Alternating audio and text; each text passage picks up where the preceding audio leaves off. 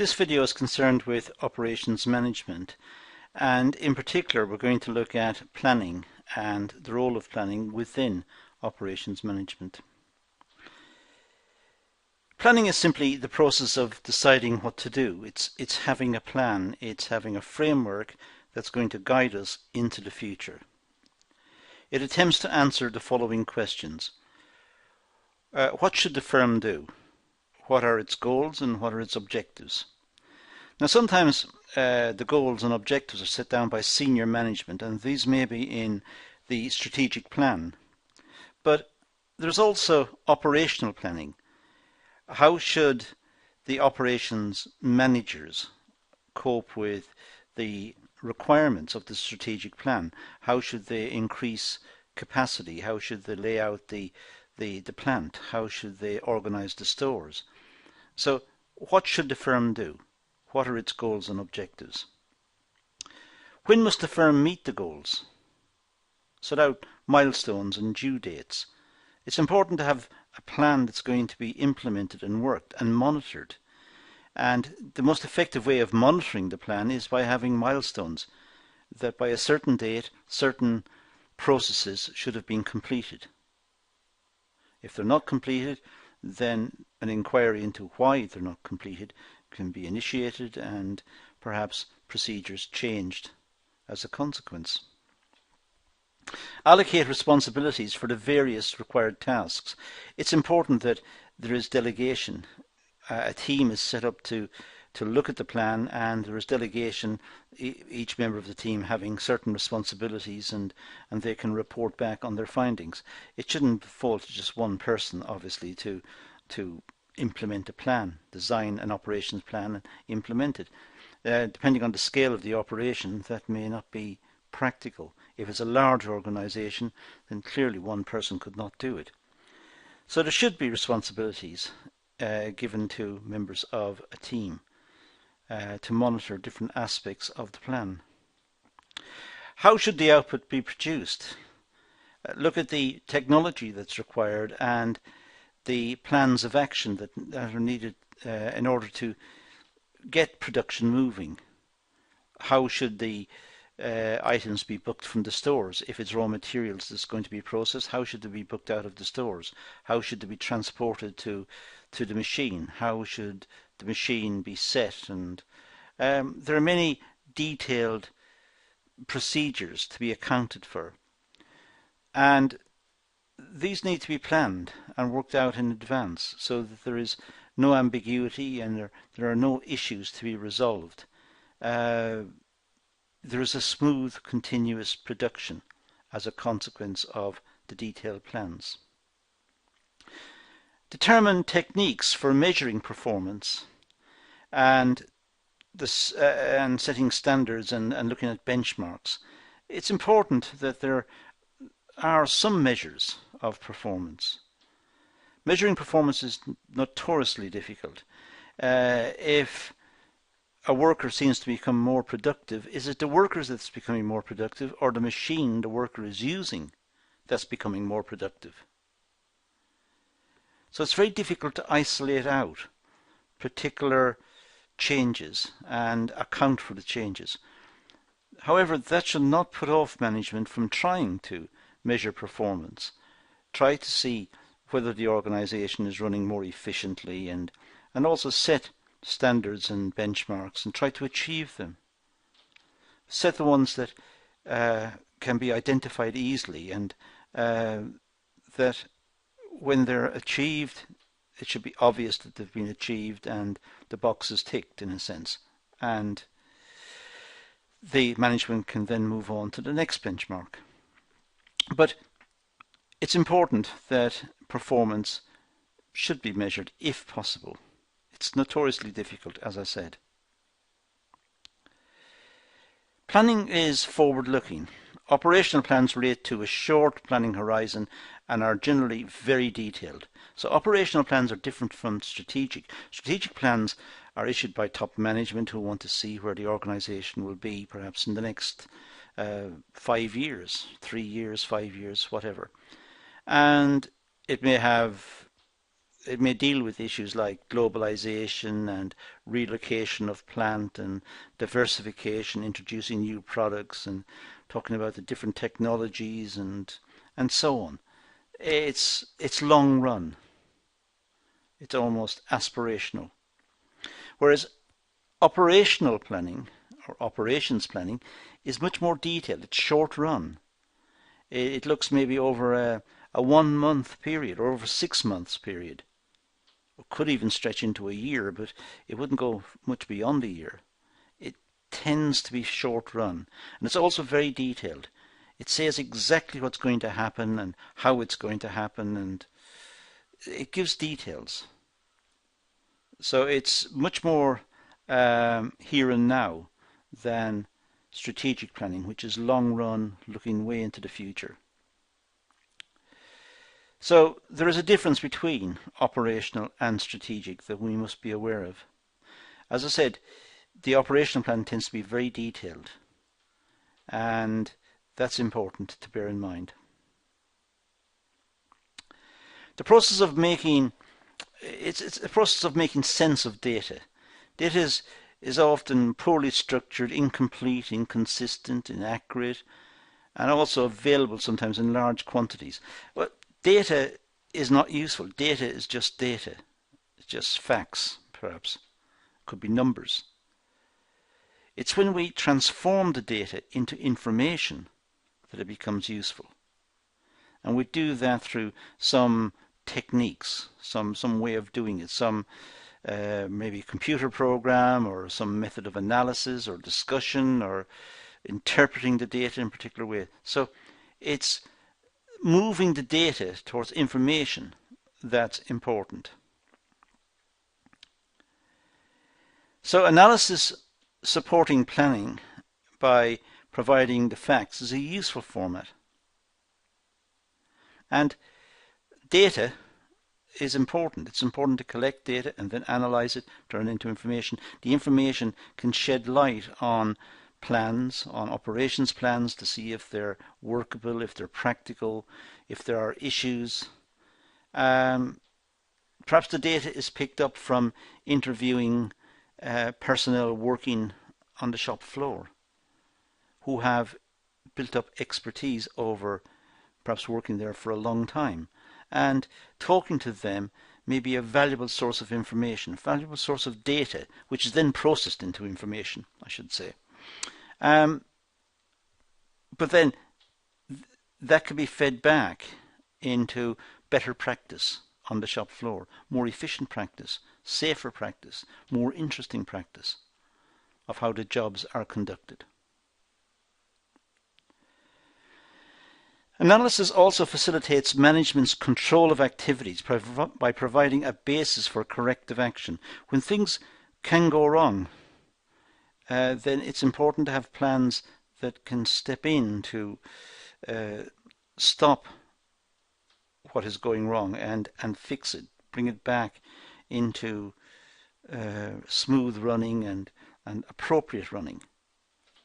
So when some procedure is failing or about to fail, there should be some means of picking this up and intervening to fix it. So analysis is very important in this. Getting data, having monitoring tools which will flag up that something's about to go wrong or something has gone wrong, or and having some remedial action prepared and ready to step in to fix the issue. So in other words, if something is going to go wrong, management have anticipated it and have solutions ready to implement so as to minimize the impact of the failure. Organizing is another part of operations management. The process of building organization structures and interrelated task coordination teams. Now it may sound complex, but essentially organizations need to have structures and they need to develop the structures. It's not as if plants, factories, offices are designed once and they're going to last like that forever. The requirements of the space may change. The requirements may change because of changing technology. So there may be external influences that are changing the way in which space is used. The organization is changing. The organization structures may change. The way operations management sets out the detailed structure on the shop floor, who's in charge and who's reporting to who, that may change. It may change as the technology changes, as the products change, as new designs are introduced. So all the time organizations are, in a sense, mutating towards something different. And sometimes companies have teams that are dedicated to looking at coordination problems and trying to ensure that the organization is running smoothly. The teams may be very informal. It could be just people from the shop floor who meet once a week for an hour and discuss issues and what went wrong and how it could be improved and make some feedback. In the past, organizing dealt mostly with humans, but increasingly it involves data gathering. So in the past, management would talk to the workers and talk to middle management and so on and try and feel what was happening. That still happens, but increasingly they're trying to find data. They're trying to find facts and figures which can be analyzed. Asking people's opinions can be very vague and can also be contradictory, and it can be difficult to interpret. What exactly did they mean?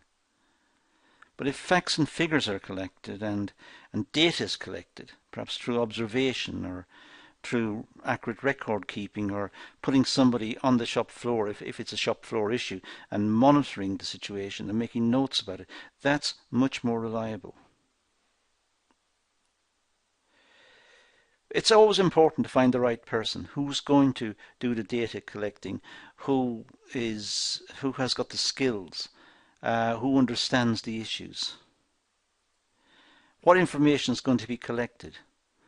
There's a lot of data produced in companies, in the offices, on the shop floor, in logistics. There's a lot of data produced, and it's sorting out what exactly is the right data. What data should be collected and then processed, and how should it be processed into the right information. Information that's reliable and that management can use for decision-making purposes. So the data should be in the right form. Let's say they want to work out average production times. Well, it needs to be in quantitative terms. So the data must be in the right form. So it depends critically on what is being analyzed. So trying to get the right information in the right form. It's also a question of getting it at the right time. Is this a continuous process? Is it something that happens on a continuous basis, or is it a once-off, or is it a once-a-week activity when data is collected? What are the sources of the data, and how often can they be collected? How much data is involved? And is it arduous to collect it? Is it difficult to collect this data? So it has to be at the right time, right form, right information, collected by the right person. These factors are key in the success of an organization's design. It's important that the organization have this information before they set out precisely how production will take place, how personnel will be allocated, the logistics in terms of distribution, and even the internal logistics, in a sense, the moving the materials from stores to machines, and how the office links and the office functions link with the shop floor. Directing and implementing plans. Well, The process of directing and implementing plans requires management to expand resources to perform the tasks defined by the planning process. So it's a question of making sure that the management have the resources to undertake the tasks that are required by the planning process. So the planning process, it must have a rationale. What's it trying to do? Is it just a planning process for the sake of it, or is it trying to bring about more efficiency, greater utilization of capital, better HR practices? What is it doing exactly? And what are the benefits of the planning process? And then those benefits have to be compared with the resources used as a part of the planning process. So there should be a net benefit from the planning process. The controlling function involves critically assessing the plans and the effectiveness of their implementation. So when the plans have been designed and the information collected, then it's important that the information is acted upon. Otherwise, it's all an empty gesture. Or otherwise, it's just a pure cost. Data was collected and processed into information, analysed, discussed, looked at in the context of the plan, and then nothing happens. Well, that would be silly. That's just a whole waste of time. So it's important that there is effective implementation, that recommendations come out of the exercise, and the recommendations are discussed and evaluated, and that after a process of reflection and thinking on the part of management and seeking advice from perhaps experts and consultants and talking to people on the shop floor, wide consultation, then implement. Did the plans meet the stated goals? Were the plans, were they precise enough to meet the goals of the organisation? What are the strategic goals of the organisation, the long-term ones, and how do the operational plans facilitate those? Are they pointing in the same direction? Are they supporting each other? Was the analysis useful refining the planning process? Was it useful in the refining process? Was the analysis effective? Was there a sufficient amount of analysis? Were enough people asked? Was expert opinion sought? And then, if there were, what was the outcome? Was there unanimity on the part of the participants? Did they agree that that's what the data was suggesting? And if they did, then there's more trust and reliability seen in the data. There's more confidence that what was found should be implemented. Was the controlling function effective? Once the plans have been worked out and analysed and consulted, and once agreement is reached and they were implemented, were they controlled? Were they just implemented and left? Because that again would be a recipe for failure. So they need to be implemented and then acted upon. They need to be controlled. So we can identify 10 critical decisions. What's the product design? What's the service design? What exactly is the product? What does the customer see or experience in terms of the product? Look at quality management to make sure the product is good quality and that there is good value for money and the customer experience is positive. Make sure that the capacity of the organization to produce the product or the service is in place. Make sure the capacity has been thought about and it's also well designed. Look at the location of the business, and also look at the location of the various functions within the business. This spatial recognition or spatial awareness is very important in business to make sure that efficiency is facilitated, and it's facilitated through location. Look at the layout of the business. Where are the people located within the business? Where are the different offices? How easy is it for them to communicate and to speak to each other face to face? And how accessible are they to the shop floor management who need information perhaps on an occasional basis? How easy is it for them to get that? And also look at the overall design of the business in terms of health and safety and access and so on. Look at the human resource. Look at job designs to make sure that the jobs are not too narrow and too focused and hence extremely specialized and almost dehumanizing.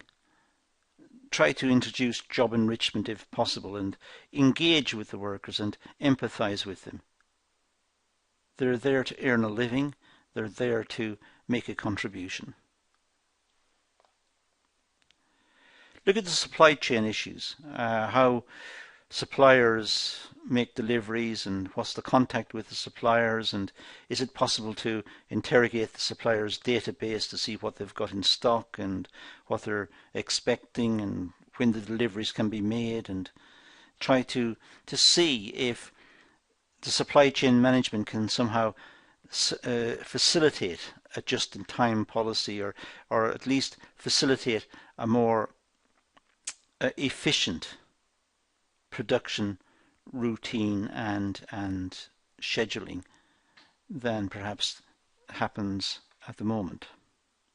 So look at supply chain management and see how that can be used. Look at inventory management. As I said before, stocks held in the stores, raw materials, components, semi-completed goods, these are in a sense a deadweight loss. They're just sitting there. And insofar as they are just sitting there, they are not adding to the value of the business. So it's important that inventory management is looked at carefully. It's also important, depending on the production system used, batch production, just in time, whatever it is, it's also important to make sure that the inventory is sufficient, that it's not going to lead to a stock out and machines have to be turned off and workers have to stand around waiting. That should be avoided. That's the other side of the coin, and that is also extremely expensive. So there's a balancing act. Make sure that the inventories are not excessive, but on the other hand, there is no possibility of a stock out.